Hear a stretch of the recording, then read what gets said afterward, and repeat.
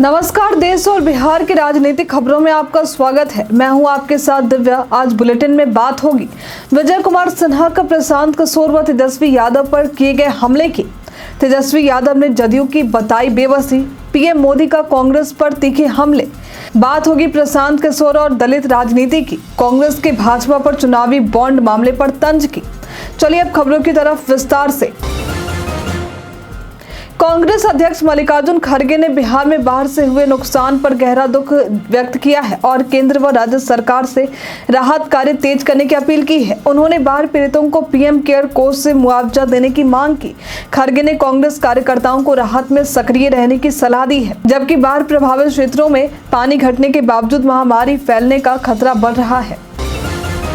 प्रशांत किशोर ने अपनी नई पार्टी जन स्वराज के माध्यम से बिहार की राजनीति में प्रवेश किया है। उन्होंने सत्ता में आने पर शराबबंदी को हटाने का वादा किया है, जिससे राज्य को हर साल 20,000 रुपए मिलने की उम्मीद है। उनका दावा है कि ये धन शिक्षा सुधार में खर्च होगा। हालांकि शराबबंदी में से महिलाओं के बीच नीतीश कुमार की लोकप्रियता बढ़ी है, जिससे ये मुद्दा सियासत में संवेदनशील बन गया है।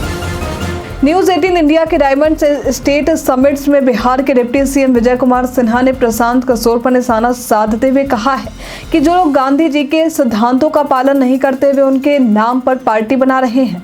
उन्होंने तेजस्वी यादव की आलोचना करते हुए कहा कि जो लोग चार्टर प्लेन में बर्थडे मनाते हैं वे बिहार का विकास नहीं कर सकते। सिन्हा ने नीतीश कुमार की सरकार की उपलब्धियों का भी जिक्र किया। नेता प्रतिपक्ष तेजस्वी यादव ने सोशल मीडिया एक्स पर नीतीश कुमार पर हमला करते हुए जदयू सांसद सुनील कुमार कुशवाहा का वीडियो साझा किया है, जिसमें वे अधिकारियों को फोन करने की बेबसी दिखा रहे हैं। तेजस्वी ने आरोप लगाया है कि अधिकारी फोन नहीं उठाते, जिससे सरकार की बदनामी होती है। उन्होंने कहा कि बिहार के अधिकारी किसी से नहीं डरते और सीएम अपनी पार्टी के नेताओं के फीडबैक पर भी ध्यान नहीं देते हैं। राजनीतिक रणनीतिकार योगेंद्र यादव ने हरियाणा में सरकार की आलोचना करते हुए कहा है कि झूठ, लूट और फूट की सरकार है।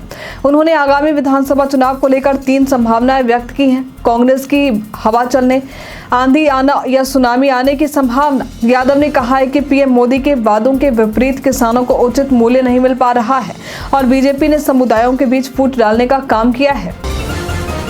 मुंबई में अजित पवार के नेतृत्व वाले एनसीपी के आदिवासी विधायकों ने आरक्षण के मुद्दे पर मंत्रालय भवन की 3री मंजिल से सेफ्टी नेट पर छलांग लगाई। उनकी मांग है कि धनगरों को आदिवासी आरक्षण में कोटा ना दिया जाए। ये विधायक सीएम एकनाथ शिंदे से मिलने के लिए 7 घंटे तक इंतजार करते रहे, जिसके बाद उन्होंने ये विरोध प्रदर्शन शुरू किया। धनगर समुदाय अनुसूचित जनजाति में शामिल होने की मांग कर रहा है। हरियाणा विधानसभा चुनाव का मतदान 5 अक्टूबर को होगा। पीएम मोदी ने मतदाताओं से बीजेपी को समर्थन देने की अपील की है। कांग्रेस को विभाजनकारी बताते हुए कहा कि वे स्थिर सरकार नहीं दे सकते। उन्होंने दावा किया कि बीजेपी ने पिछले 10 वर्षों में हरियाणा के विकास में कोई कमी नहीं छोड़ी है। मोदी ने गांधी परिवार पर भी हमला करते हुए कांग्रेस को भ्रष्टाचार और भाई भतीजावाद का प्रतीक बताया है।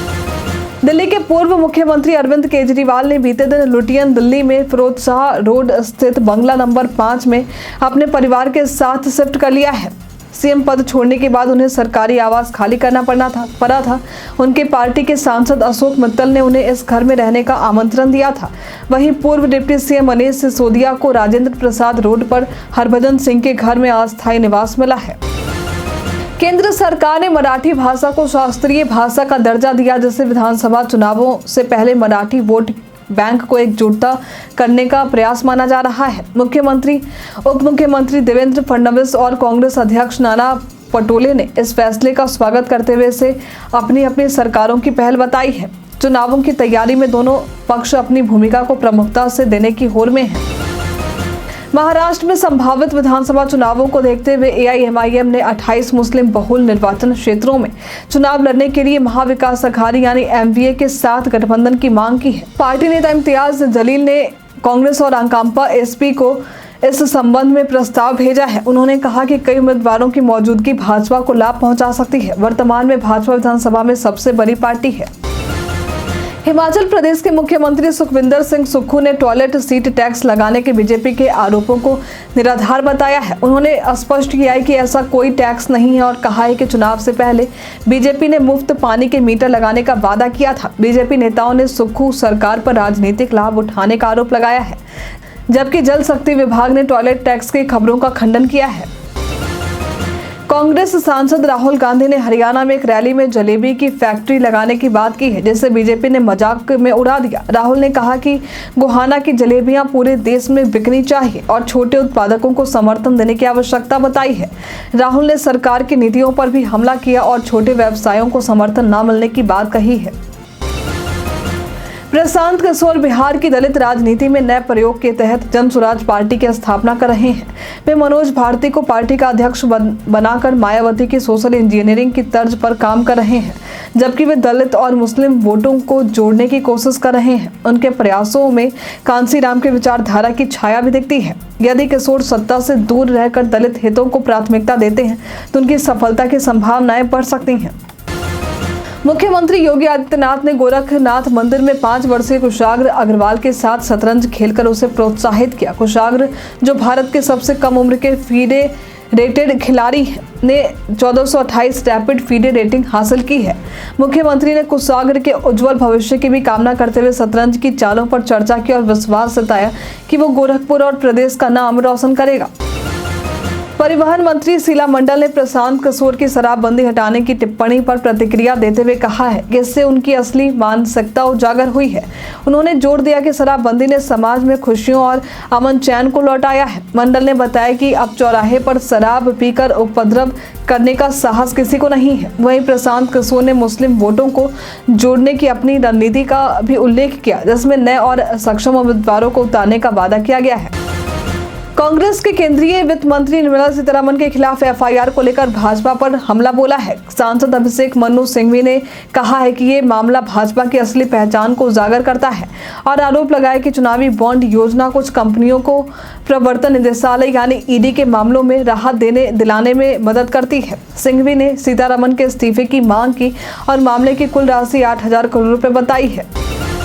किसानों ने लखीमपुर खीरी कांड के पीड़ितों को न्याय दिलाने और अन्य मांगों के समर्थन में पंजाब में रेल रोको धरना किया, जिससे कई ट्रेनों की आवाजाही प्रभावित हुई है। ये प्रदर्शन 2021 में हुई घटना की तीसरी बरसी पर आयोजित किया गया। किसान न्यूनतम समर्थन मूल्य यानी एमएसपी की कानूनी गारंटी, ऋण माफी और लखीमपुर खीरी की घटना के जिम्मेदार लोगों को दंडित करने की मांग कर रहे हैं। दिल्ली के मुख्यमंत्री अतिशी ने नेताजी सुभाष प्रौद्योगिकी विश्वविद्यालय के दीक्षांत समारोह में कहा है कि विश्वविद्यालयों को केवल नौकरियों के रिकॉर्ड से नहीं बल्कि उनके स्नातकों द्वारा सृजित नौकरियों के आधार पर भी आंका जाना चाहिए। उन्होंने बेरोजगारी को युवाओं की सबसे बड़ी चुनौती बताते हुए उद्यमशीलता कौशल को बढ़ावा देने पर भी जोर दिया। उपराज्यपाल वीके सक्सेना ने भी युवाओं के योगदान को महत्वपूर्ण बताया है। कर्नाटक भाजपा अध्यक्ष बीवाई विजेंद्र ने कांग्रेस पर आरोप लगाया है कि वे MUDA घोटाले से ध्यान भटकाने के लिए हिंदुत्व विचारक सावरकर को निशाना बना रही है। कांग्रेस स्वास्थ्य मंत्री द्वारा सावरकर के मांस खाने के दावे पर विजेंद्र ने इसे राष्ट्रीय नायकों का अपमान बताया है। उन्होंने कहा है कि भाजपा भ्रष्ट नेताओं को जवाबदेह ठहराने तक लड़ाई जारी रखेगी और इस मामले में लोकायुक्त पुलिस ने मुख्यमंत्री सिद्धारमैया के खिलाफ प्राथमिकी दर्ज की है। हिमाचल प्रदेश के शिक्षा मंत्री रोहित ठाकुर ने यूपी में शिक्षा के सुधारों को सराहा और कहा कि हिमाचल में भी उनके अनुभवों से सीखने की जरूरत है। उन्होंने बताया कि हाल ही में एक बैठक में यूपी की शिक्षा योजनाओं जैसे ऑपरेशन कायाकल्प और CM मॉडल कंपोजिट स्कूल योजना पर चर्चा की गई। बिहार में बाढ़ के बीच जदयू ने पटना में आज 5 अक्टूबर को राज्य कार्यकारिणी की बैठक बुलाई है। बैठक की तैयारियों के तहत पटना की सड़कें पोस्टरों से भर गई है, जिसमें CM नीतीश कुमार को भारतीय राजनीति का चाणक्य बताया गया है। केंद्रीय मंत्री ललन सिंह और अन्य नेताओं की तस्वीरें भी शामिल हैं। इस बैठक में CM नीतीश अहम निर्णय ले सकते हैं, जिससे आगामी विधानसभा चुनाव की रणनीति बनेगी।